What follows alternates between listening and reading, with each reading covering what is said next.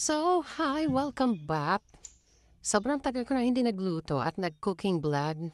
Kasi, for today's vlog pala. Ano ba?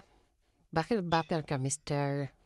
So, magluluto tayong chop suey. Hindi ko na ipapakita kung paano i-prepare. Para papakita lang hiwa-hiwa na. Tapos isa-tayo natin doon. Kasi nga, putang ina, ang hirap mag-vlog ng wala kasama. Pag may kasama naman, di mo nakakapag-vlog na kayo magsalita ng vlogging. Yun yung problema sa vlogging eh. Talagang ang hirap, nakakahiya magsalita. Hindi pa naman tayo sanay, di ba? So, yun lang. So anyway, I'm going to start na. See you later. So, habang nagpapainit tayo ng kaserola, papakita ko muna yung mga ingredients natin hiniwa-hiwa kanina. Ito na yung bawang at sibuyas. Yes, ganyan yang hiwa.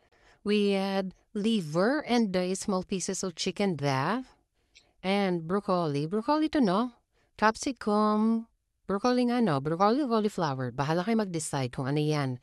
Hoy, naguguluhan din naman. So, ayan. Meron din tayong repolyo at carrots. Nakakunti lang. Pinagsama ko na doon.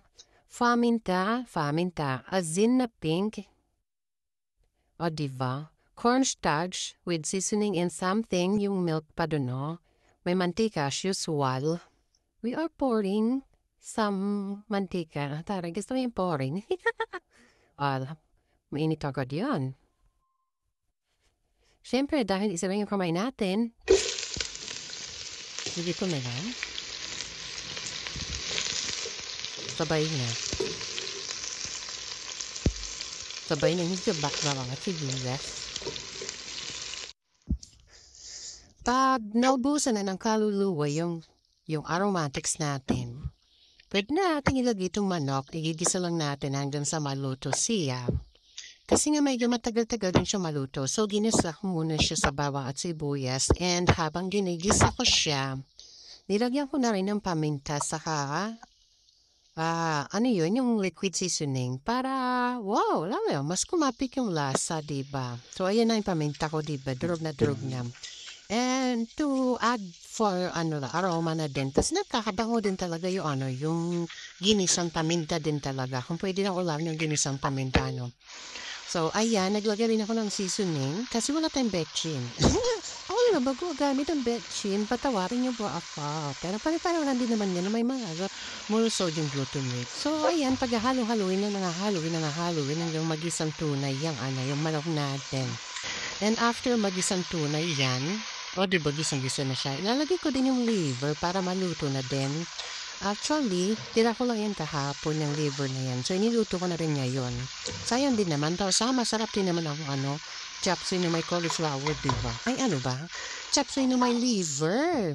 So, ayan, tinakpan ko muna para maluto siya sa sarili niyang mantika. Ganon, self-bath, ganyan. So, ayan, parang luto na siya. And with that, ipopor. Ano ba? Ihaluin lang natin ang haluin ulit para magpantay yung lasa. Kasi ngayon lasa niya nasa ilalim lang eh. Konti lang naman yung nilagay natin pampalasa. And dinagay ko na rin yung yung gulay. Itong repolyo, saka itong carrots pala. Ano ba? Ba't patatas ako ng patatas? Hindi nga tayo bumibili ng patatas. So, ayan. Gigisa lang natin ng gigisa yung repolyo at carrots. Tapos ito na nga yung milk na sinasabi ko sa inyo. Dadalagay talaga ako ng milk sa sa chop suey. Ewan ko ha. Or ako lang.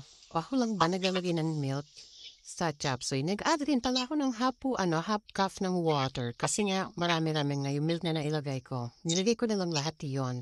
Siguro mga 250 ml yung milk na nailagay ko.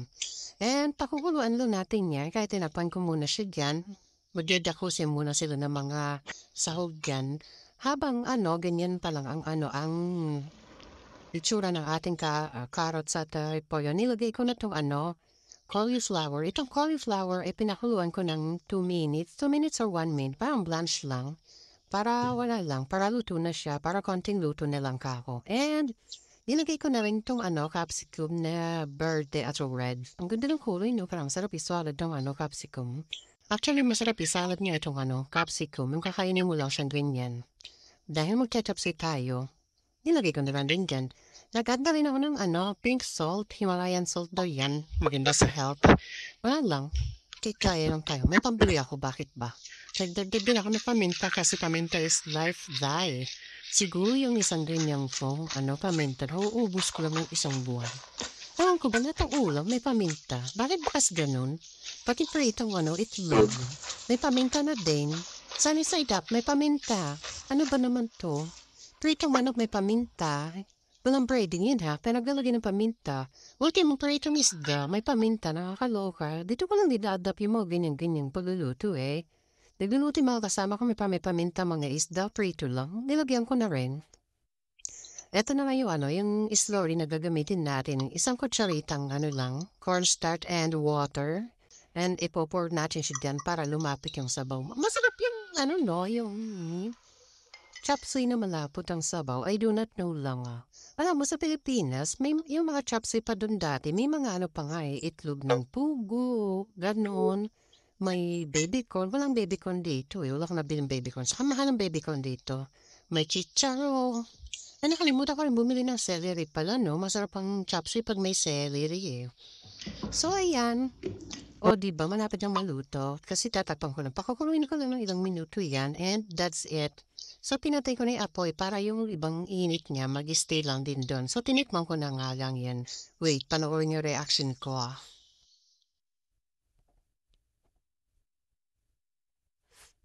Mm. Mm. Ah, ang sarap! Kain ulit tayo.